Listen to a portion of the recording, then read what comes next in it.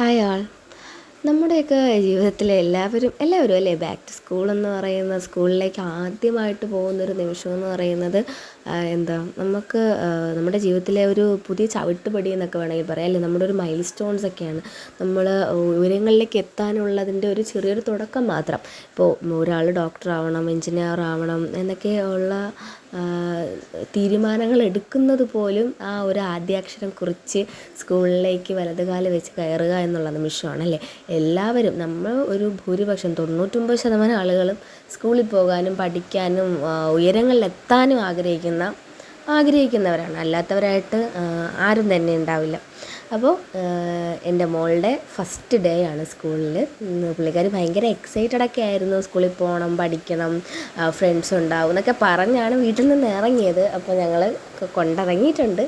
ഇനി എന്തൊക്കെയാണ് സംഭവിക്കാൻ പോകുന്നതെന്ന് കണ്ട് തന്നെ അറിയാം. പുള്ളിക്കാരി ടാറ്റയൊക്കെ പറഞ്ഞ് ഭയങ്കര എക്സൈറ്റഡ് ആയിട്ടാണ് പോകുന്നത്. അവളുടെ ജീവിതത്തിലെ ഒരു പ്രധാന നിമിഷം ആണ്. അതിൽ സർവേശ്വരൻ അനുഗ്രഹിക്കട്ടെ എന്ന് ഞാൻ പ്രാർത്ഥിക്കുന്നു. അച്ഛമ്മയും മോളും കൂടെ ഇങ്ങനെ നടന്ന് നീങ്ങുക. ആ കാണാൻ ഒരു പ്രത്യേക ഭംഗിയും നമുക്ക് മനസ്സിന് ഒത്തിരി സന്തോഷം തോന്നുന്ന ചില കാഴ്ചകളാണ് അതൊക്കെ.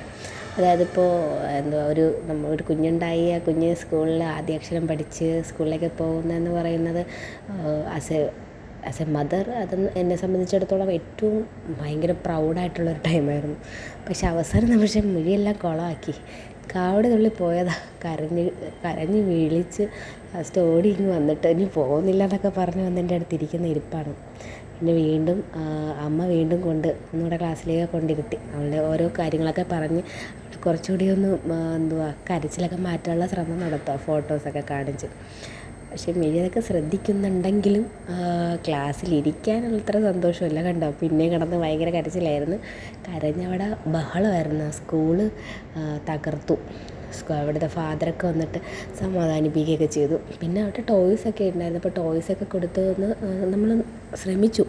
പക്ഷേ അവൾ അതിലൊന്നും അങ്ങനെ എൻഗേജ്ഡ് ആയില്ല. കുറച്ച് നേരം സൈക്കിളൊക്കെ എടുത്ത് വെച്ചിട്ട് കളിച്ചു. പിന്നെ കുട്ടികളൊക്കെ കണ്ടു. അവിടെ ഒത്തിരി പിള്ളേരുണ്ടായിരുന്നു. എനിക്ക് 26 ഫ്രണ്ട്സ് ഉണ്ട്. അപ്പം അവർ എല്ലാവരും പന്തിലൊക്കെ ഇട്ട് കളിച്ച് ടോയ്സും ബോൾസൊക്കെ പിറകെ കളിക്കുന്നുണ്ടായിരുന്നു. പക്ഷെ മിഴിക്ക് ഇറങ്ങാനെന്ന് വെച്ചാൽ ഫസ്റ്റ് ടൈം അല്ലേ. അപ്പോൾ അംഗൻവാടിയിൽ നിന്നും വിട്ടിട്ടില്ല. അപ്പോൾ 3 വയസ്സല്ലേ ആയിട്ടുള്ളൂ. അതിൻ്റെ ഒരു ഭയമൊക്കെ ഉണ്ടായിരുന്നു.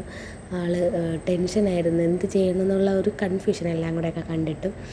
ഇങ്ങനെ ലാസ്റ്റ് ടൈമൊക്കെ ആയപ്പോൾ ഒരു 1 hour കഴിഞ്ഞപ്പോൾ പുള്ളിക്കാരി അവിടെയുള്ള പ്ലേസൊക്കെ ആയിട്ട് ഇഷ്ടപ്പെട്ടു തുടങ്ങി. കണ്ടോ, വോളിബോളൊക്കെ കളിക്കാൻ പോവാണ്. വോളിബോളല്ലല്ലോ, ബാസ്ക്കറ്റ് ബോളൊക്കെ കളിച്ചു. പിന്നെ എല്ലാത്തും കണ്ട് ഇഷ്ടപ്പെട്ടു. പിന്നെ ലാസ്റ്റ് വീട്ടിലേക്ക് കൊണ്ടുപോകാൻ പറഞ്ഞു. പിന്നെ പുറത്തൊക്കെ ഇറക്കി കുറച്ച് ഫോട്ടോഷൂട്ടൊക്കെ നടത്തി. അതും പുള്ളിക്കാരി ഭയങ്കര ഇഷ്ടമാണ്.